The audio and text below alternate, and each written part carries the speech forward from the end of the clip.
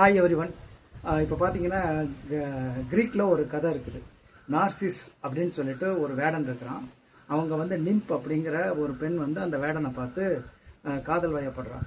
ஆனால் இந்த நார்சிஸ் என்ன பண்ணுறாருன்னா அவர் அந்த அந்த காதலை ஏற்றுக்கல, அவங்கள அலைய வச்சிடுறதா ஒரு கதை இருக்குது. அதனால் அந்த கிரேக்க கடவுள் என்ன பண்ணுறாங்கன்னா நார்சிஸை சபிச்சிடுறாங்க. எப்படி சபிச்சிடுறாங்கன்னா தண்ணீரை தன்னுடைய முகத்தை பார்த்து தன்னைத்தானே வந்து மயல் கொள்ளக்கூடிய ஒரு அந்த மாதிரி சபிச்சிடுறாங்கன்னு வைக்கலாம்.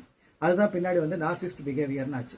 இந்த நார்சிஸ்ட் பிஹேவியர் அப்படின்னா என்ன அப்படின்னா தன்னை பற்றி மட்டுமே முதன்மையாக நினச்சிக்கக்கூடிய குணம். அடுத்தவங்களை பற்றி நமக்கு எந்த விதமான கவலையும் கிடையாது. தன்னை பற்றியே தான் எப்படி இருக்கிறோம், தான் நல்லா இருக்கிறோமா, இந்த இந்த விஷயத்தினால தனக்கு பயனுண்டா அப்படின்றதையே நினச்சிக்கக்கூடிய ஒரு குணமாக இது பார்க்குறோம். இந்த மாதிரி ஏதாவது அந்த மாதிரியான பிஹேவியர் நமக்கு இருந்தால் அது முளையிலேயே கிள்ளி அடுத்தவங்க நம்ம கைண்டாக அடுத்தவங்களை நோக்கி போகிறது தான் நல்லது அப்படிங்கிறது தான் விஷயம். அதுக்காக தான் இந்த பதிவு. நன்றி, வணக்கம்.